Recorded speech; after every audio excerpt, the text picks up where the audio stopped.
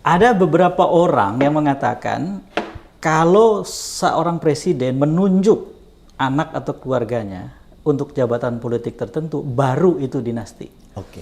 Tapi kalau anak atau menantu itu dipilih oleh rakyat, itu bukan dinasti dong. Saya mau luruskan itu. Iya, teori dari mana lagi? Iya, dalam demokrasi, proses politik itu terbelah menjadi 3 tahapan. Oke. 1 seleksi, Oke. 2 eleksi. Kalau saya supaya gampang, election gitu. Election. Pemilihan. Oke. Yang ketiga delivery, supaya belakangnya i semua kayak puisi. Oke. Jadi seleksi, eleksi, delivery. Itulah proses demokrasi. Yang disebut tidak boleh membangunkan dinasti itu bukan hanya di tengah-tengah pas eleksi. Oke. Pas seleksi juga. Oke. Kalau saya presiden, saya telepon semua ketua umum partai. Ibu, bapak, adinda atau apapun, saya manggil ketua umum partai itu, lalu kemudian saya bilang, anak saya mau maju nih di satu tempat. Oh, mau jadi gubernur? Atau jadi apapun. Oke. Masa ibu, bapak, adinda tidak mengusung anak saya gitu? Nggak merestui ya? Tidak ada orang tahu telepon itu. Tidak pernah diberitakan. Peristiwa itu tapi terjadi misalnya. Oke.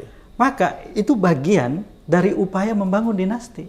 Sekalipun kemudian yang bersangkutan diusung oleh semua partai, Dan ikut sampai pemilihan. tidak ada tersisa Oke. partai untuk orang lain, kemudian ikut pemilihan, menang besar. Maka kemudian orang yang tadi saya kutip di awal mengatakan itu bukan dinasti, yang memilih rakyat di tempat itu. Dia potong itu proses politiknya, karena sebelumnya ada seleksi. Oke. Bagaimana demokrasi yang sehat? Di dalam proses seleksi itu, yang disebut sebagai meritokrasi, berbasiskan kompetensi, integritas, dan lain-lain, itu tetap harus ditimbang.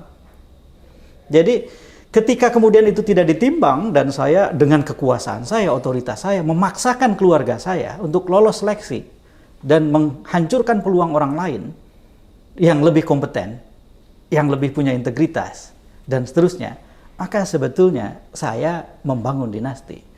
Jadi seperti itu. Begitu juga delivery. Ketika dia menjadi pejabat publik, dia menciptakan kebijakan atau membuat langkah-langkah pemerintahan atau melakukan tindakan-tindakan kekuasaan yang bersifat membuat keluarganya mendapatkan tempat khusus, mendapatkan fasilitas khusus, dan seterusnya.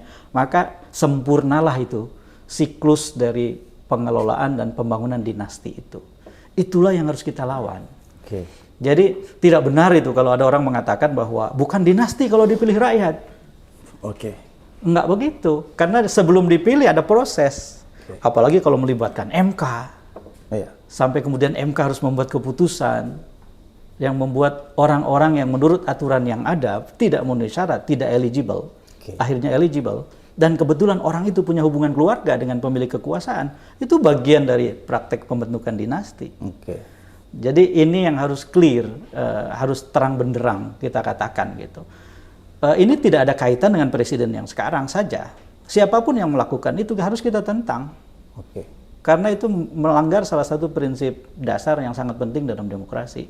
Bahwa setiap orang harus mendapatkan kesempatan yang adil dalam segala hal, termasuk ketika mereka ingin mengabdikan dirinya menjadi pejabat publik.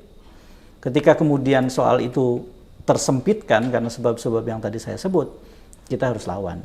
Tidak ada cara lain. Jadi Bang Ep, saya